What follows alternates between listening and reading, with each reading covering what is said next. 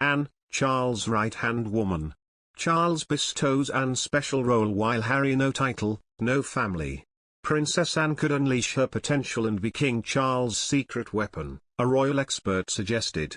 The Princess Royal is known for carrying out her royal duties without fuss or fanfare and had supported her mother throughout her reign, particularly in the past few years. Speaking on GB News, presenter Mark Dolan praised the late Queen's only daughter and encouraged the royal family to give her a new title. Mr. Dolan said, "I think that Princess Anne could be King Charles' secret weapon, his right-hand woman. Her experience, her energy, her enthusiasm, her wise judgment, her charm and the respect with which she's held by the British people will serve the King well." He added, "It's my view that she must now be Charles' number 2. She can be, flying the flag for Britain at home and abroad, and helping Charles reimagine and reinvigorate the monarchy for a new century. Give her a new title." The GB News presenter added, "Give her a new role and unleash her potential. I'd like to see more of her, and hear much more from her. Perhaps like Prince Philip, she could become an iconic figurehead of this family serving the monarchy." He concluded that it's time for the 72-year-old to take center stage, adding that she deserves the right royal promotion. On Monday, the Princess Royal made history when she became the first female royal to join in the Vigil of the Princes.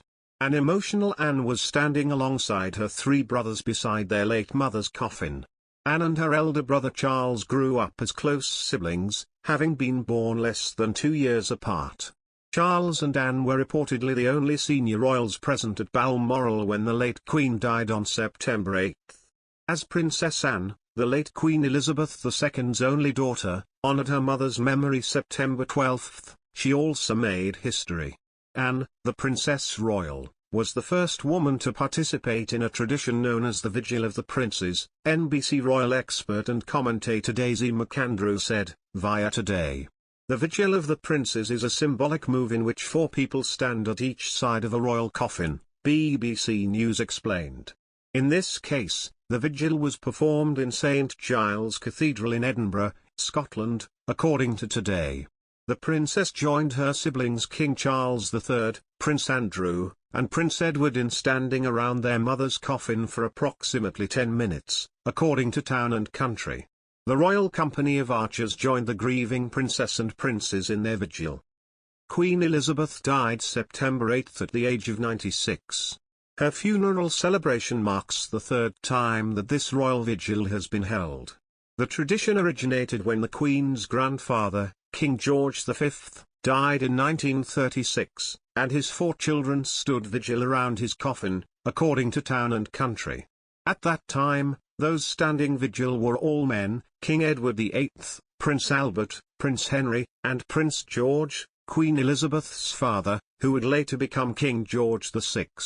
The vigil was held a second time for Queen Elizabeth, the Queen Mother, in 2002 with then Prince Charles, Prince Andrew, Prince Edward, and royal cousin Viscount Linley, David Armstrong-Jones.